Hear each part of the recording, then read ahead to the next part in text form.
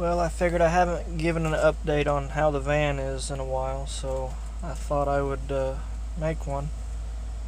This is what it currently looks like inside. I mean, I'll go all the way around. Still not finished. A lot of insulation and things. The general framework of everything's pretty much done though. That's my microwave. My burrito's actually just finished. Completely off-grid, solar powered.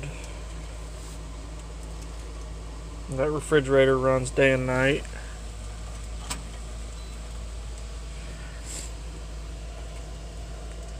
Full sink. This is completely temporary top. It's very crappy.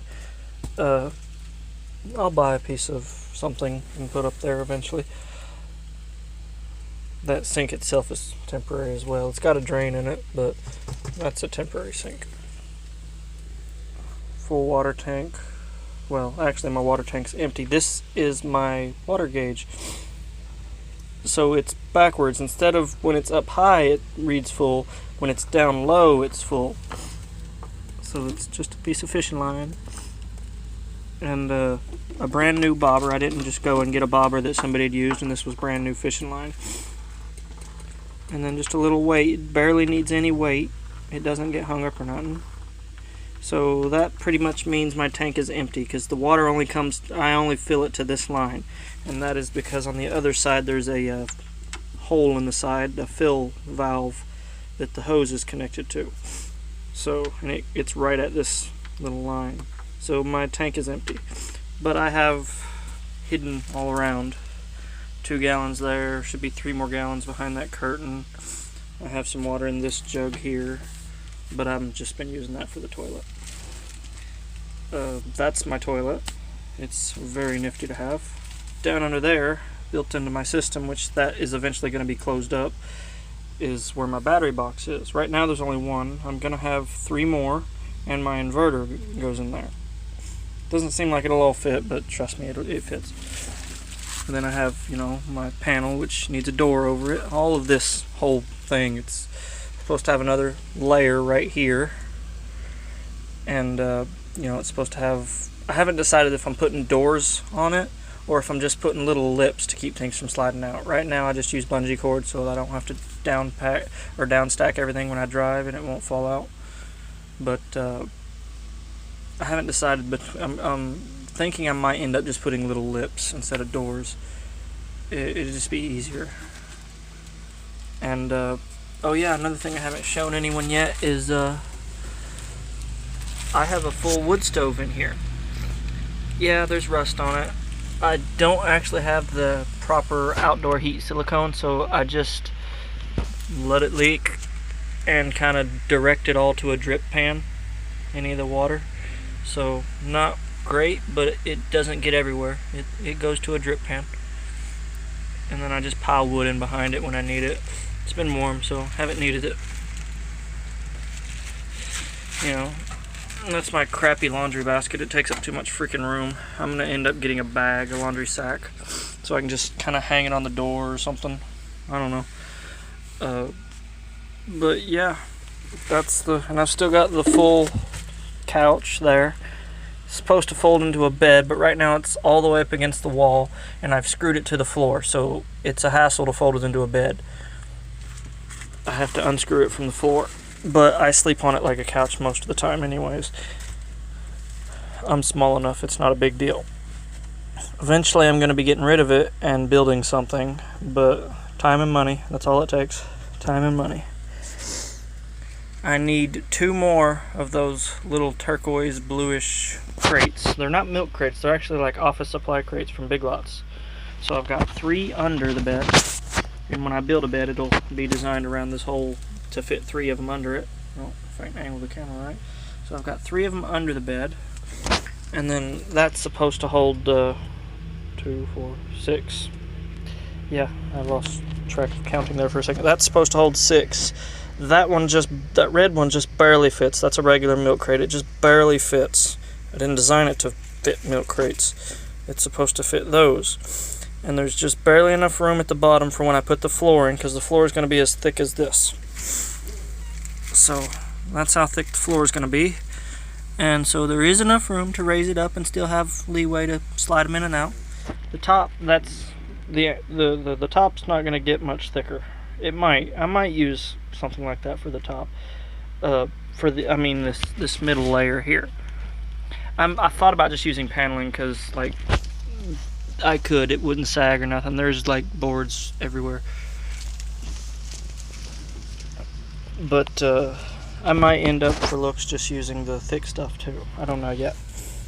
I just did that today actually, and I painted this bicycle. Yes, I got paint on the tires. I know, I didn't know it was too ornery. I should have taken the tires off. But I still have all this shit you see, cardboard and this Reflectix shit and this cut up paneling. But the paneling is just there to support cardboard and Reflectix. That's just temporary.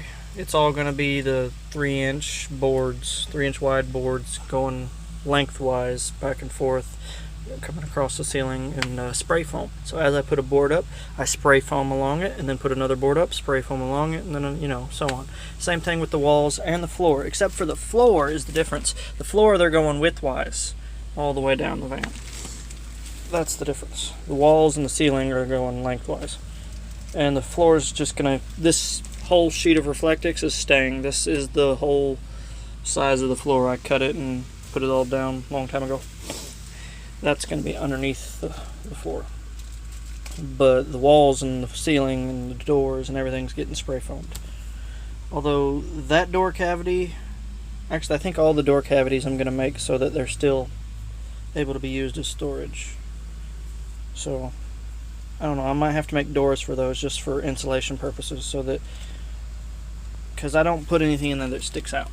So in that one, they're all full of shit actually right now, every single one of them, all 4 of them. And I don't put anything in them that sticks out, so I could probably just make doors. So insulate them from the inside with thin layer of Reflectix on the back, like glue it back, and maybe spray foam on the edges or whatever. But yeah, they'll need doors because that'll be too thin of a layer. This floor actually, this little thin layer of Reflectix doesn't do much.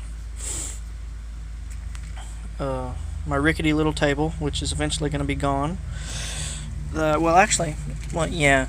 need to get rid of it. For now, it still serves a purpose. It's my end table. Eventually, which maybe the door that I build onto this one will flip up. Yeah, that's what I'll do. See? I'm having good ideas as I speak. So the door that goes on, or the door that goes on this door, a door on a door, doorception, will flip upwards and have a little kickstand. That's what it'll be. Yeah. And that'll be my end table. And so this won't be in the way. And that looks like it'll be high enough to where the bottom drawer can come out, but then it'll be in the way of the top drawer.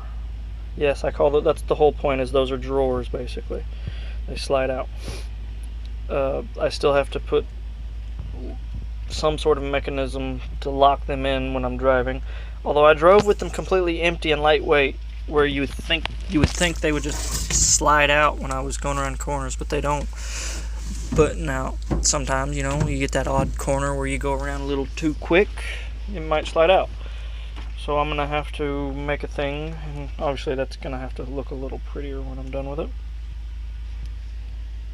This whole piece here is getting made to look, it's going to close off this wheel well. Yeah, the wheel well is going to get closed off completely. So that won't even be visible anymore. Surprisingly, my countertop hasn't come up. It's wedged in there pretty good. It's not actually screwed down. All this framework is independent of the top itself. The whole countertop, including the microwave, which is attached to the countertop. Yeah, that microwave's not just sitting there. It looks like it is, but it's not. It's attached. That whole top is just independent. It's wedged in there pretty tight though. That's probably the only thing saving it. It's actually wedged pretty good. Which, it's got boards that come all the way down to the tip of my flip-flop here. Like the stringers that hold all those little boards together.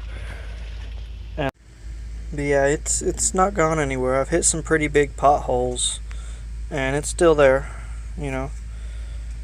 But I better be signing off. I'll give an update sometime in the future.